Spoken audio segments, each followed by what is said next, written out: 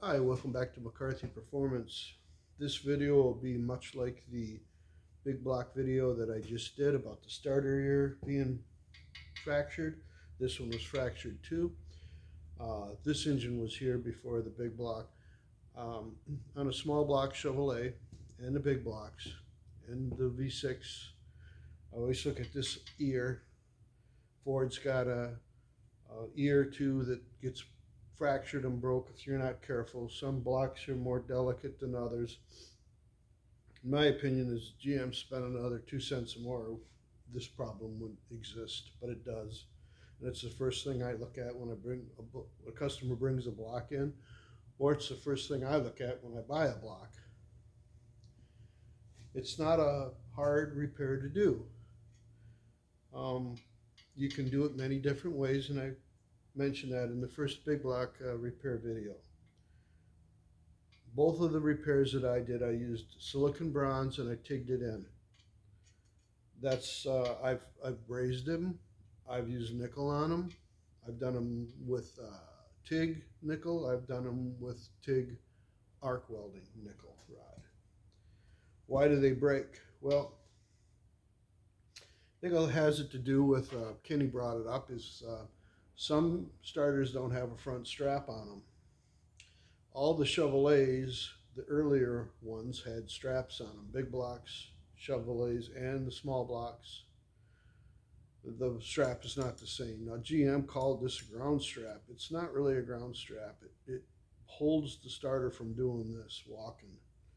Now, if you got the wrong bolts for the starter and they're not knurled, which they require to be knurled, you got to get them. This helps take the slop out when everything's tightened up. GM spot face these wells in, so these will go in and line up and everything. Don't do that. You use a regular bolt. You're working this area more. So it could be prone to crack, or over tightening this, or having the starter fracture and break, and you're just drawing it up. A lot of guys go to the aftermarket aluminum starter and figure that's going to solve a problem for them. A lot of times it offers more problems than it solves. I'm a firm believer in the old starters. If you can get one built with a heavy duty winding, heavy duty Bendix drive, and anything that starts getting into big cubes and high compression, I've used an iron starter nose. They're kind of hard to find. They've used them in the tall deck beat trucks. That's where I've got them from. And I believe maybe early with the bell that were bolted to the block, not too early. Iron nose starters for the sticks. I've never seen one. Somebody told me that could be it. But don't hold me to that. But I do know for a fact that the iron starter noses out of the beat trucks, they will fit into a 400 turbo transmission bell, and they'll fit fine. So there's not a problem, and it's got the big count on the tooth ring, so it's a bigger one. Yeah, if Chevrolet's got two flywheel sizes, so you use a different offset for the different starters. So if you're using a big flywheel and you want a heavy duty nose that ain't gonna break like aluminum one, a big block like my 548 14-1, my 468 13.5 to 1 would drop a starter right on the ground if it kicked back. So I'm getting off on another subject, but what I always used to do is I'd crank them through and then turn the ignition on. That way, if it kicks back, you're not breaking anything. But I've knocked these on the ground. So if you can find yourself an iron nose starter and you want to use the GM type stuff, that's great. But if you're going to do GM, use what I'm getting at with this is that if you're going to do it, use everything that you need that comes from GM. Everybody throws these away, Like I said, Kenny brought it up. He's right. You know, but a lot of the newer starters don't have that on it. So you got to make sure that this surface is flat and clean, and that it's going to clamp, because you're relying on all the clamping force to go through that aluminum block on them aftermarket ones. And they usually come with narrow bolts, and that helps them from being too sloppy. But like I said, I've shimmed them aftermarket starters, and I've played around with them. I've had to mill the blocks. Guy in town, I must have milled half a dozen blocks for him on his starters. You know, if you go that route, you got to check the air clearance and how far it goes in, like I said. But even if you go with a aftermarket GM stuff, and it's not a bad idea to check the Bendix drive to the flywheel engagement or flex plate engagement. So we'll get on with the video, and that'll be me pretty much just filing on this starter ear. And it wasn't that bad, but it needed to be brought up because part of it was gone. And I wanted to make sure that the starter had enough surface area. It was missing about a 1/4 inch. It was all broke. So I've done a bunch of them, like I said, different ways. So this is just kind of another little video of me fixing a starter ear.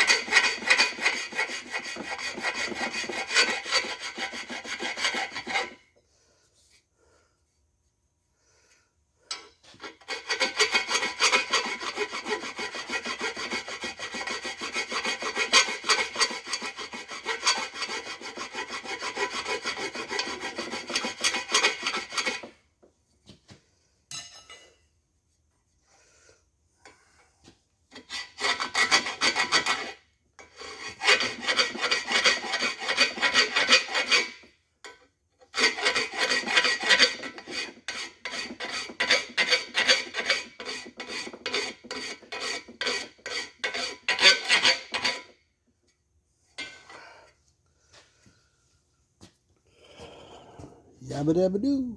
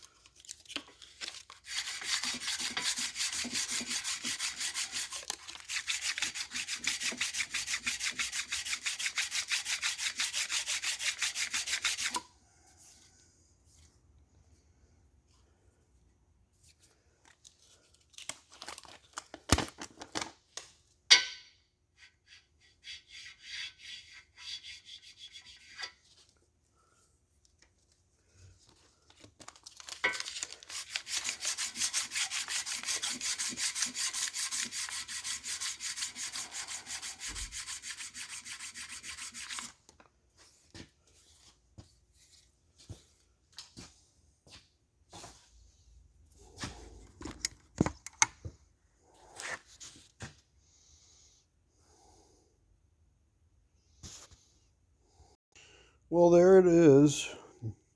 You probably heard when I was filing this, I had a little hard spot right there. You can hear it when you hit the file, and it. I preheated this when I welded it, but when I fired up the TIG, I got it a little bit too hot. My controller on my TIG is on torch head, and it crapped out on me. So I'm going with the foot pedal for now.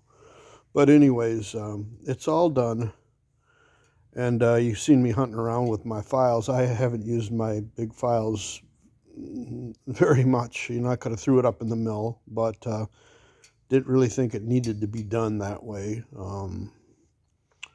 So I was hunting around for the sharpest file I had. So, well, I hope you enjoyed the video, and thanks for watching.